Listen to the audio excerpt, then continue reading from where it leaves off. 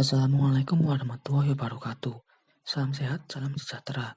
Di video ini saya akan membahas mengenai sejarah Indonesia yang berkaitan dengan disintegrasi bangsa. Indonesia merdeka pada tanggal 17 Agustus 1945. Dengan ini Indonesia terbebas dari penjajahan.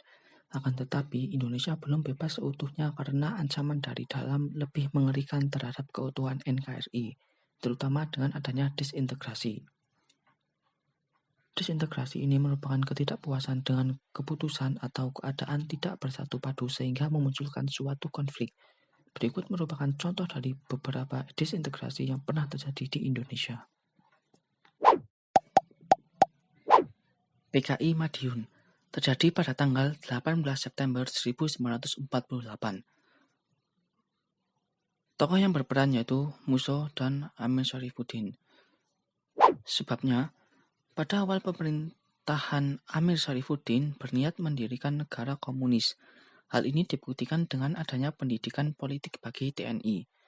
Ketidakpuasan terhadap hasil Renville, di mana pada saat itu kabinetnya adalah kabinet Hatta, Amir Syarifuddin kemudian melakukan oposisi dan membentuk FDR atau Front Demokrasi Rakyat.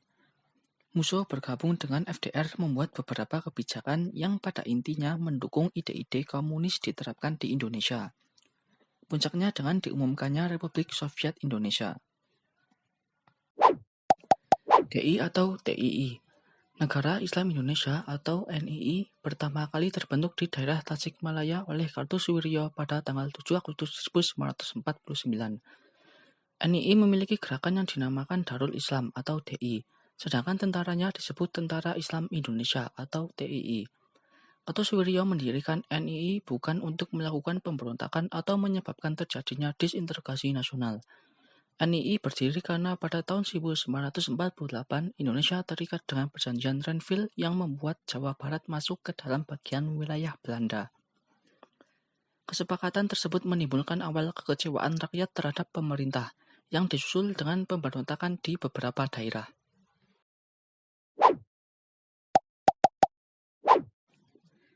APRA. Sebab pemberontakan APRA adalah keinginan Raymond Westerling dan Sultan Hamid II untuk merebut kekuasaan dan mempertahankan negara federal Republik Indonesia Serikat.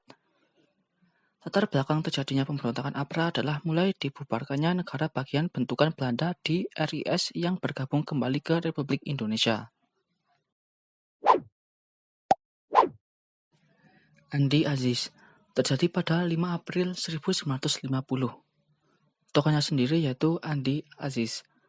Sebabnya, menuntut agar pasukan bekas KNIL saja yang bertanggung jawab atas keamanan di negara Indonesia Timur, menentang masuknya pasukan APRIS dari TNI, dan mempertahankan tetap berdirinya negara Indonesia Timur.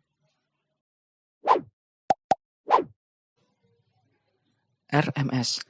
Pemberontakan Republik Maluku Selatan terjadi pada 25 April 1959. Dipimpin oleh Chris Somogil, mantan Jaksa Agung Negara Indonesia Timur. Pemberontakan ini terjadi akibat kekecewaan para prajurit KNIL atau Tentara Hindia Belanda yang menolak bergabung dengan TNI dan menuntut dipertahankannya bentuk negara serikat di Indonesia. Lalu mereka memproklamasikan negara Maluku Selatan di Ambon, yang ingin memisahkan Kepulauan Maluku dari Indonesia. Pemberontakan ini berhasil diakhiri setelah pasukan TNI melakukan serangan ke Ambon dan menahan Soumokil pada tahun 1963. Sisa-sisa pemberontakan RMS melarikan diri ke Belanda. PRII atau Permesta. Konflik yang terjadi ini sangat dipengaruhi oleh tuntutan keinginan akan adanya otonomi daerah yang lebih luas. Selain itu, ultimatum yang dideklarasikan itu bukan tuntutan pembentukan negara baru maupun pemberontakan, tetapi lebih kepada konstitusi dijalankan. Pada masa bersamaan, kondisi pemerintahan di Indonesia masih belum stabil pasca agresi Belanda. Hal ini juga mempengaruhi hubungan pemerintah pusat dengan daerah serta menimbulkan berbagai ketimpangan dalam pembangunan, terutama pada daerah-daerah di luar Pulau Jawa. Dan sebelumnya, bibit-bibit konflik tersebut dapat dilihat dengan dikeluarkannya Perda Nomor 50 Tahun 1950 tentang pembentukan wilayah otonom oleh Provinsi Sumatera Tengah waktu itu, yang mencakup wilayah Provinsi Sumatera Barat, Riau, Kepulauan Riau, dan Jambi. G30S atau PKI, Gerakan 30 September PKI atau G30S PKI, Gerakan September 30 Gestapo, dan Gerakan 1 Oktober Gestok adalah sebuah peristiwa yang terjadi pada tanggal 30 September sampai 1 Oktober 1965, ketika 7 perwira tinggi militer Indonesia beserta beberapa orang lainnya dibunuh dalam suatu usaha kudeta. Gerakan ini bertujuan untuk menggulingkan Soekarno dan mengubah Indonesia menjadi komunis. Gerakan ini dipimpin oleh Dipa Nusantara Aidit yang merupakan ketua dari PKI saat itu. Dan Aidit saat itu mengajak rakyat untuk mendukung PKI menjadikan Indonesia sebagai negara yang lebih maju. Atas perintah Letnan Kolonel Untung Samsuri yang saat itu adalah Komandan Batalion 1 Cakra Biarawa, gerakan ini meluncur di Jakarta dan Yogyakarta. Gerakan ini mengisar para dewan jenderal dan perwira tinggi.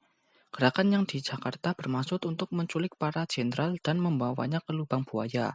Namun ada juga yang dibunuh di tempat dia diculik, yaitu Ahmad Yani dan Karel Satsuitubun.